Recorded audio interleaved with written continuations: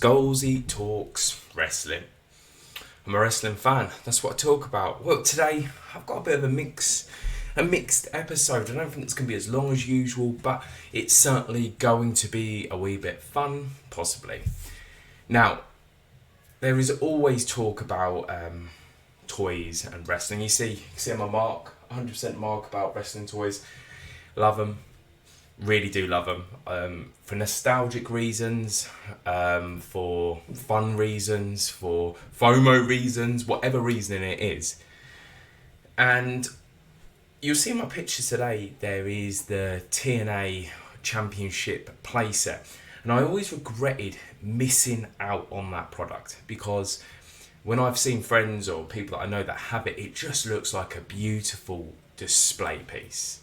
And I know they were like sort of miniature silver figures and stuff like that, but it always looked like a beautiful display piece. And I'm not gonna lie, I think it retails around, not retails, like third, fourth, fifth market nowadays, and roughly about what, 200 to 300. And I always regretted not getting them. So whenever it came out, whenever the pre-order came out, I pre-ordered the Powertown Matt Cardona and Brian Myers. Now, there's a lot of reasons why I pre-ordered this. Look, the Powertown figures look absolutely remarkable, and the only one that I've ever really wanted was the Kerry Van Erich, and it's sort of like, and I kind of regret not pre-ordering or buying that as well. But these two Pacific figures from the Powertown selection are very special, I think, for the wrestling industry currently, because these are two of the main elements of why I personally think independent toy companies exist. All right, they've always existed in some format, or custom makers have always existed in that element. But Matt Cardona and Brian Myers has made it cool, okay, to be a collector. I've been a collector for years.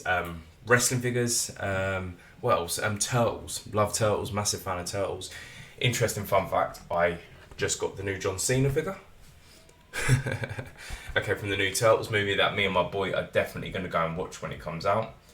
But I think what needs to be remembered is they've done a hell of a lot for the industry currently. And as we see, Matt Cardona recently won the Universal DDT title. He holds 1 billion titles, and he's doing great work with Stephanie DeLanda. Prior to that, Chelsea Green, Myers, Swoggle, VSK, so many people, but Mike Knox.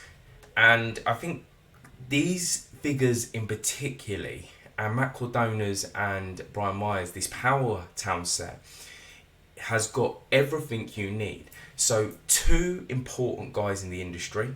It's also got two important belts as well. And we'll talk about that. We'll talk about that now. So I want to start with Brian Myers. I'm not interested in how Brian Myers fundamentally looks. It's Brian Myers. He's a great wrestler, absolutely incredible. All right, but it's the belt that is included with him. It's the Impact Digital Media title. And look, I'm a guy that is an Impact fan, TNA fan. I've got quite a lot of stuff there. I've got quite a lot of stuff in storage also, and we've not really had a line of figures for a fair old while. So I'm counting this Brian Myers with the Digital Media title, all right, as an Impact release in a lot of ways because of the Digital Media title. Prior to that, we had the Super 7, the Good Brothers figures. That weren't great looking figures at all, but they did have Impact imprinted on the back. We have, is it Epic Toys, Sheller and Asylum working together on an Impact project, which I'm not going to lie, I did drop a few things on Twitter a few weeks back asking if these were still happening, okay, and people like Johnny Knight jumped on and said, yeah, these figures are still happening, so I'm excited about that. I'm not going to lie, I didn't pre-order it, so I'm going to have to get it on third and fourth market, and to be honest, I only really want the Eddie Edwards, right, out of that set. So we haven't really had an Impact figure, or an Impact belt in that element, so that is the importance of the Brian Myers figure, because we get that belt, and I'm including that as an Impact release in a way, even though it's a Powertown project and a major wrestling figure project. Okay, the Matt Cardona right, is important because of that NWA title. So that title's a legacy title. That title is the number one title in pro wrestling. All right, in my perspective, I love the show. I watch NWA Power every single week. Impact NWA Power is currently my thing. TNA and Impact have been for years, as you all know if you follow my channel. But as I was saying, the Matt Cardona figure is important for that reasoning. Everything about these figures are major for the industry currently. Are major because these guys are generally deserving of figures like this. And we haven't had Impact figures, and we haven't really had, any NWA figures. And then Powertown are kind of playing about with that in the sense of the old school concept, alright? So this is why I've pre-ordered this set. This is why I think this set is possibly the most important set that's come out in the wrestling industry for a long time. And people might be saying, look, you're blowing smoke up Matt Cardona and Brian's arse, Major League Wrestling, major figure podcast arse, but I'm not. This set is very important for that reasoning, okay? Because we haven't had a decent Impact figure. We haven't had a decent Impact belt, all right? We haven't really had anything NWA since the time of Jeff Jarrett and the AJ player, the sets in that sense. So this is why it's important. It's like that stunning Steve Austin. The only reason I bought that stunning Steve Austin because I wanted that NWA TV title belt. That's the only reason why I bought it. Okay, and this is the main importance for me personally for this set. Yeah, it's pricey. I'm not gonna lie, it's pricey, and the postage from the USA is pricey. It's not cheap at all. All right, but if you're a figure collector and a historian of any type, this is a specific set you need, okay, for your collection. All right, I'm not even joking here. I'm not even joking. I was a bit concerned I couldn't afford it and stuff like that, but I saved up. All right, had my secret little cheeky bank. It's sort of like saving up a couple of quids a week when I heard about it, and I got enough to buy it. But it is going to be that important, and knowing that Brian and Matt have an element of control and an element of influence, all right, because we know that from the original Super 7 set that they had, well, again, pricey figures, okay, and I think they were overpriced considering this set looks more attractive, more beautiful, better in that element. And actually, I had a quick look on my Shopify. I think this set here is slightly cheaper when it comes to combined with international shipping.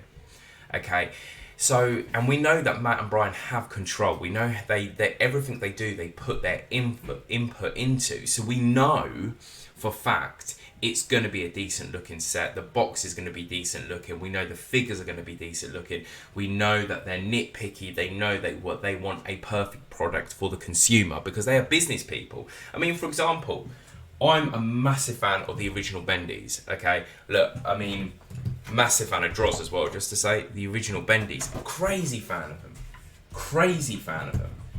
Okay?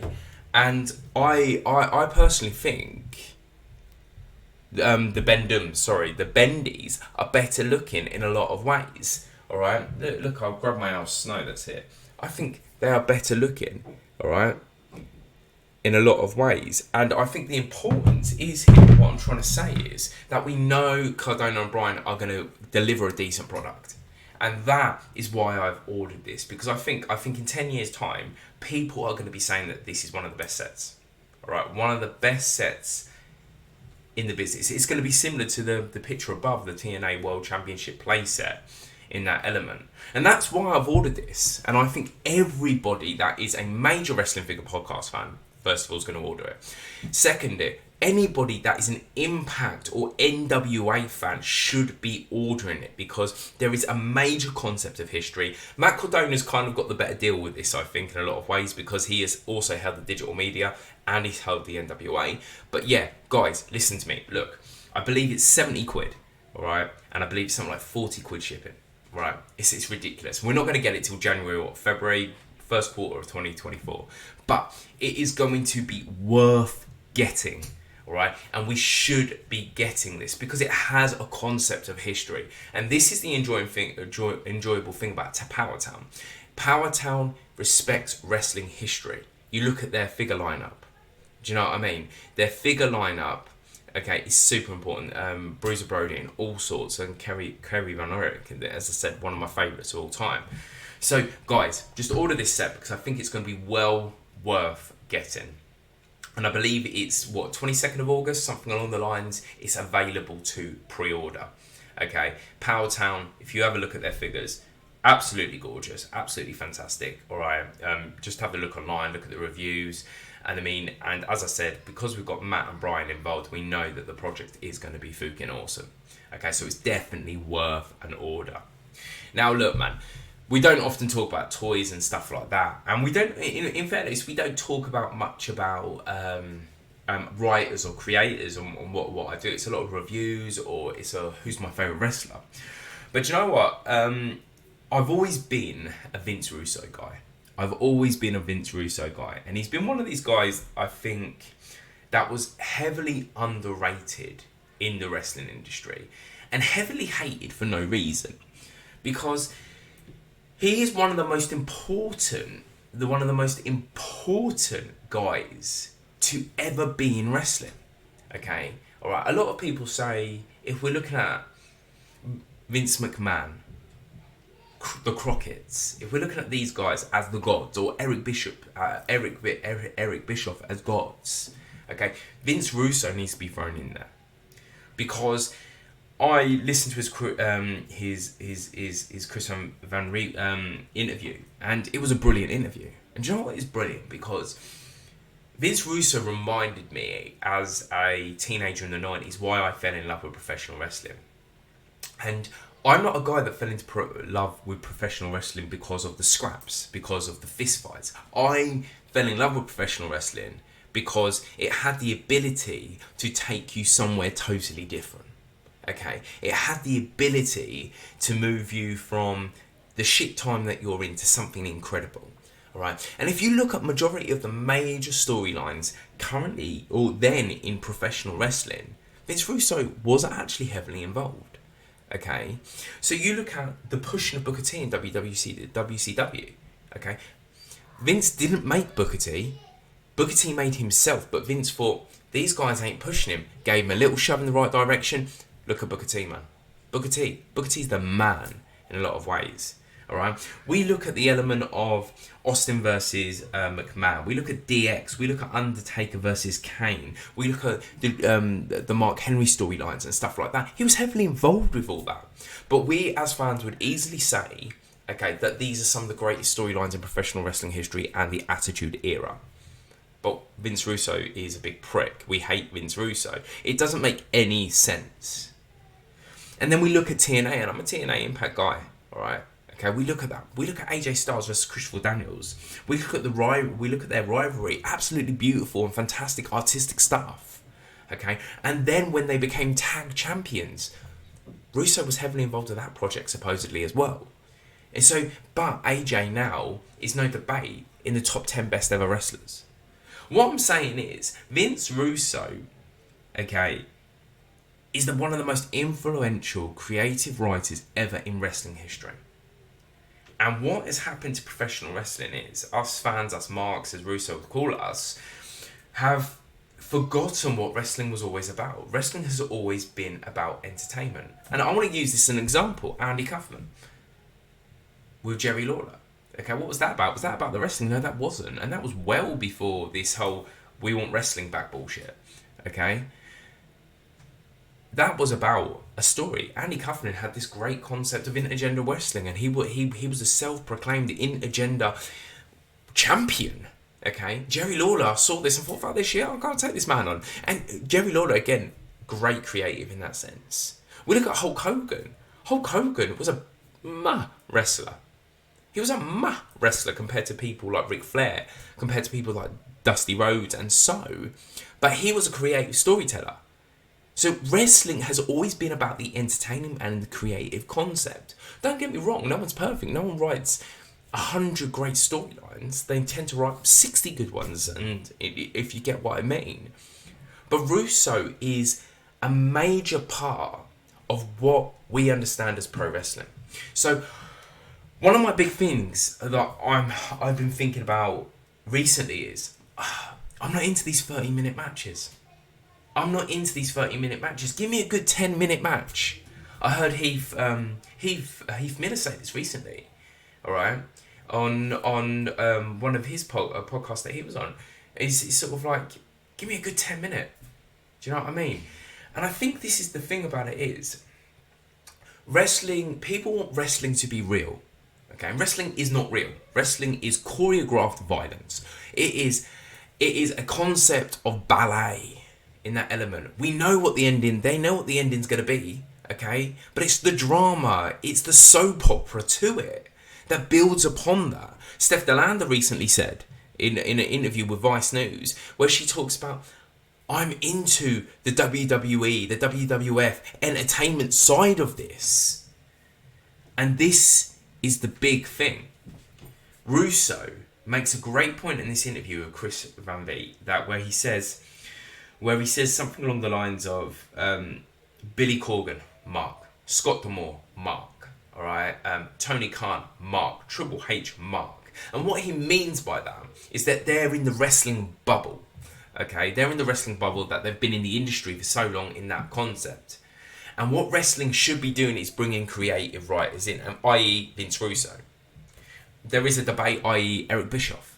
Okay, Bischoff did have a bit more of a background, but his background was production fundamentally when it came down to it.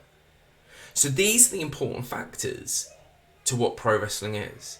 Okay, I'm not gonna lie. I'll be dead honest with you. I'm not against AEW at all. I watch AEW weekly, but I think AEW focuses far too much on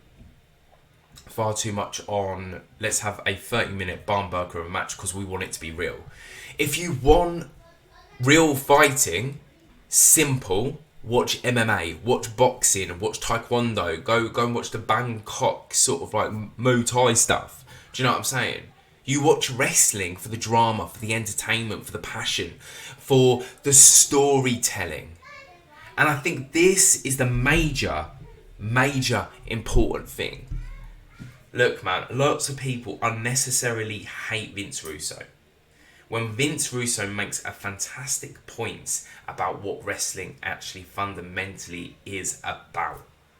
Wrestling is about the drama. And it's about the story. Look, man, I always use The Ultimate Warrior as a great example. One of my favourite figures that I own. Ringside exclusive, beautiful, gorgeous figure. But do you know this guy? Does this guy actually look like he's going to go into an MMA fight? No, he's not. Warrior running down the sort of like thing as fast as he can. Warrior was about the entertainment. If we're honest, Sting was about the entertainment. And this is what we're missing in some of today's promotions. Honestly. I mean, this is why I'm more attracted to watching Impact Wrestling currently in a lot of ways, because Impact Wrestling have a good middle ground of good matches, good drama. NWA does the same thing, good matches, good drama. And you know what? I'm going to hate to say this, fundamentally. I think WWE has got back to a good standard. I've been anti-WWE for years and years and years, on and off watching it. I watched bits and bobs and sort of like I've turned away from it because sports entertainment. But as I've got older, I want sports entertainment. I don't want to watch real fighting. And that's the thing. And this is why Russo is correct with what he's saying. The marks should not be writing the wrestling. It should be creative writers. My wife made a great point the other day. She about a really good storyline in WWE that I believe was COVID pandemic sort of like time period with Otis and Mandy. Now, it was fun. It was interesting. Do you get what I mean? I think they could have pushed it a lot more, but they brought in, from what I understand, is a reality TV writer. So a person that writes, for example, let's just say The Bachelor or Kardashians or Big Brother or something along the lines of that. And it was a fun story. It brought you out of your world and into an entertainment factor. And this is the important thing. It's entertainment. Now, with Russo, everybody says Russo made a fundamental mistake making David Arquette the champion of WCW. I never hold that viewpoint, interestingly enough. I was into it, and do you know why I was into it? And I'm more into it now. I'm watching the network and watching WCW over and over again and stuff like that. Because actually, if Russo wrote that storyline right at this second, okay, people would be loving it. David Arquette was a lovey. People loved him. People enjoyed him, okay? Similar to Logan Paul. Similar to Andy Kaufman back in the day. It's interesting with this, isn't it? All right? And Arquette had that championship. Do you know what I mean? The story could have been great, but the people hated it. We've also got to remember Russo, when he went to WCW, the ratings were going up. We've got to remember at TNA, the ratings were good at TNA at the time period he was in. And I always say this to people, because Russo was quite hard on himself, saying his time at TNA wasn't great. But it's funny, isn't it? Because us TNA fans that remember this from a fan perspective, remember a different Russo, my friend. This was the golden era. This was the era when the wrestling was at its best, when the storylines were at its best, when everything was at its best. It got fucked up when Hogan came in. All right, we're only just getting back to having great professional wrestling from the entertainment and the wrestling side in Impact Wrestling. Us guys that have stayed here since the beginning miss you in a lot of ways. And I think this is the thing that needs to be remembered. What is wrestling? What is professional wrestling? Do you know what? We have Chris Jericho that's taking the piss out of entertainment at the minute. All right, he's taking the piss out of it. But actually, fundamentally, that's all professional wrestling is. It is entertainment. It is sports entertainment. It's choreographed violence. And this is why Russo, for me personally, is the number one best creative genius in professional wrestling. Don't get me wrong, the very close second is Eric Bischoff. But Russo will always sit on that because he tried to think outside of the box. And if you want to keep a product going, you think outside of the box. And this is why I think TNA, Impact Wrestling, is surviving and is growing fans back. This is why I think with Billy Corgan and NWA, it's getting some traction. People are interested in it, Major League Wrestling. But I think in a lot of ways, Vince Russo is 100% correct that Billy Corgan needs to be hiring creative writers to head it off. I think Impact Wrestling should move. I love Scott D'Amore to pieces, and it's great to have him as an authority figure, but we need more creative writers, okay, in there. And this is what I love about wrestling. It's the drama, man. It's the drama. It's that concept of understanding that it's impact, understanding that it is a drama, it is an entertainment. And do you know what? I think this is one of the major and important things to it. And I'll say this, and I'll sort of roll this up now because it's going to be a short one today, school holidays and all that jazz. Okay, all right. If you want to watch violence, go watch UFC, go and watch boxing. Steph Delander said that, all right. If you want to watch entertainment, something that brings you into another world, watch wrestling. And that is what it's about. Look, man, I started off talking about Matt Cardona. I'll finish with Matt Cardona. Matt Cardona understands that element totally, okay, with what he's currently doing. He's bringing the entertainment concept back to pro wrestling. And I am loving every single moment of it. But we've got to remember, the entertainment factor has always been there. I bring Andy Kaufman up again. Google, if you don't know who he is, go and Google Andy Kaufman. Look what he did to bring entertainment into professional wrestling. Okay? Look what Vince Russo fundamentally did and compare it to what he's doing and what's happening today with people like Logan Paul. With Shaq being at flipping with Shaq being at AEW recently, what Tyrus does fundamentally, the NWA champion, all right, with with going on Fox TV and being heavily involved with Fox TV, he's bringing wrestling into reality and making it reality TV, making it entertainment. Tyrus is a genius. He walks around with his NWA belt on and so. But listen, guys, the point of what I'm saying is, Russo, number one creative writer in professional wrestling. Alright, and I think he is such an important element. And I think he was quite hard on himself with TNA, because I think TNA is an important thing.